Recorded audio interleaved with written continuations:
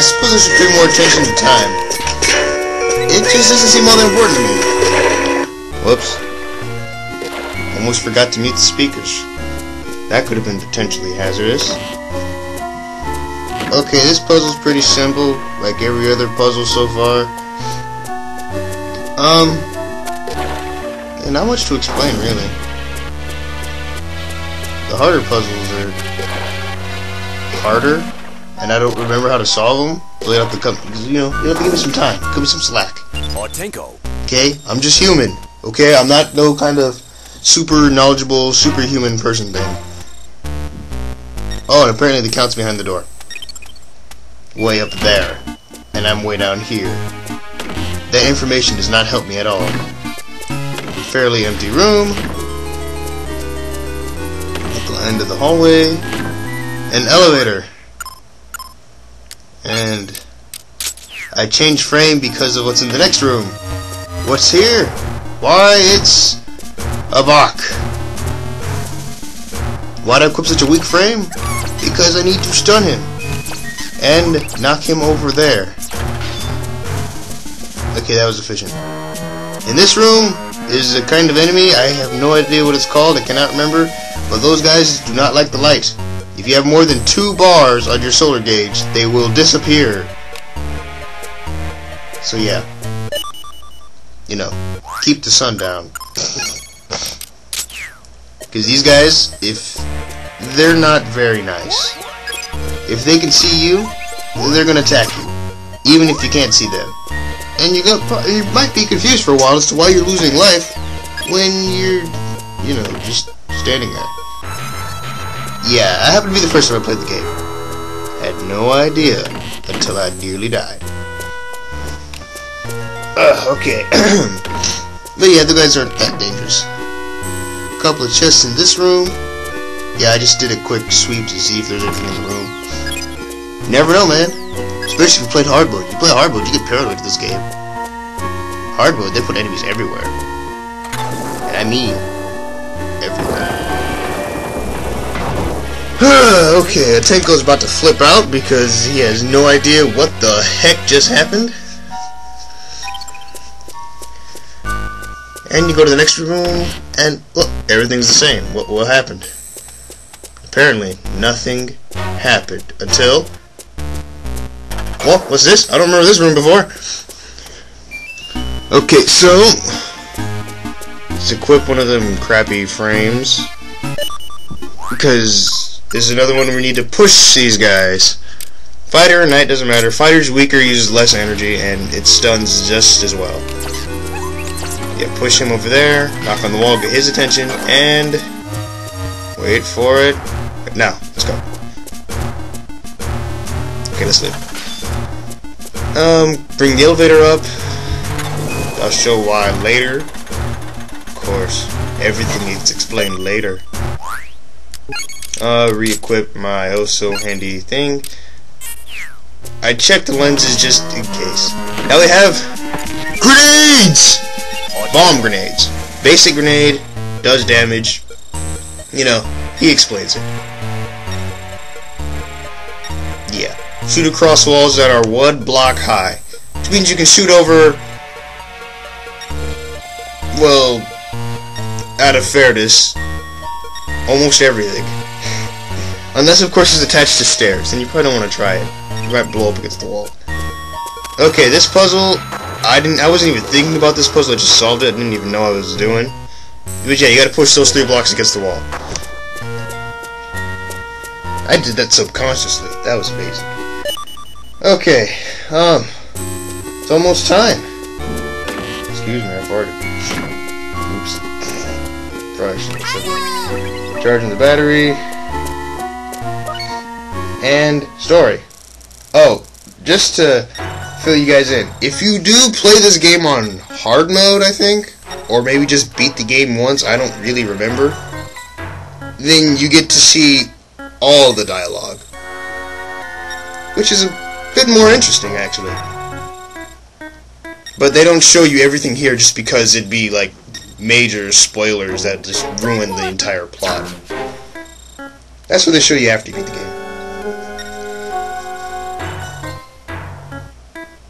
Apparently the Count is not happy with his buddy. But why is he associating with a boy? Could he be a pedophile? Well, he's a vampire, who knows? Nah, he's not a pedophile. Actually, he could be. Okay, anyway. Here's the old dried up vampire dude now. The Count of Blood-Soaking Earth, Ground, whatever. Yeah. He's the immortal that represents the seal of Earth. And, who's that supposed to be? Is that Moon Beauty? That was pretty fast. Oh, he wants to eat me. What are you gonna do? Easy, we're gonna kill him. But first, I change to the Luna Lens. Why did I do that? Simple. Because in order to level up the Luna Lens, you have to kill stuff with the lens equipped. Which means you can go around with grenades and blow everything up for forever. Or you can fight certain bosses. Most of the bosses. All the bosses, actually. Except for, like, 2 of the bosses. But yeah. You can kill him with the lunar lens pretty easily, as you can see. But yeah. It's for experience. I don't know if it happened yet. I don't think it happened yet. But yeah. I don't know. Well, you'll see later. This fight's pretty easy. He takes very little damage with anything you can do to him right about now, at this point in the game. You're pretty weak compared to him. So you pretty much just want to stick to shooting his swords back at him. And of course he's weak to light because he's a vampire and all, so use that to your advantage if you don't want to level up the loot lens.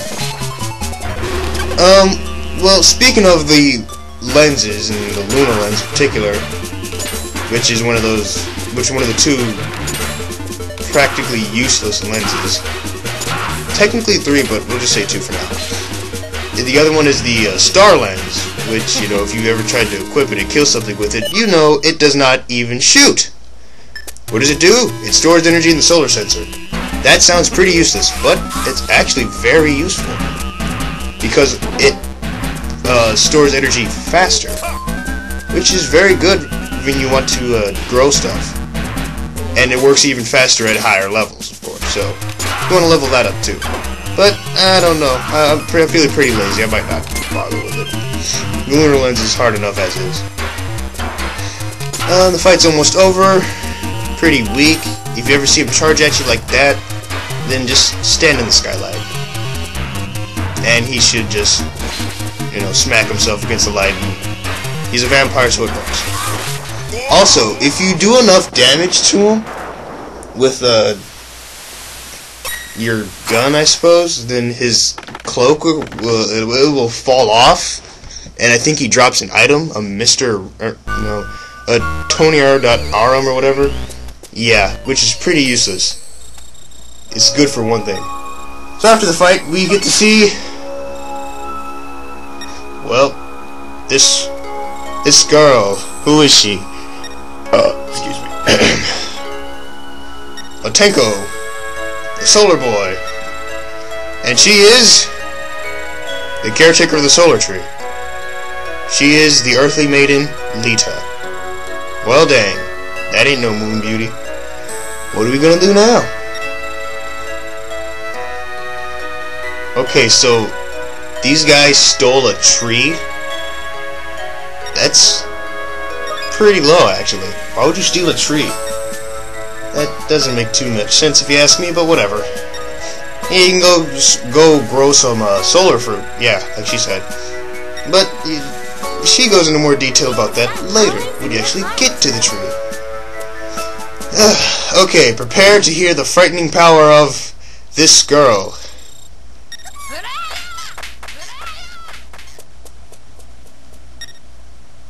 Yeah, that's pretty scary if you ask me.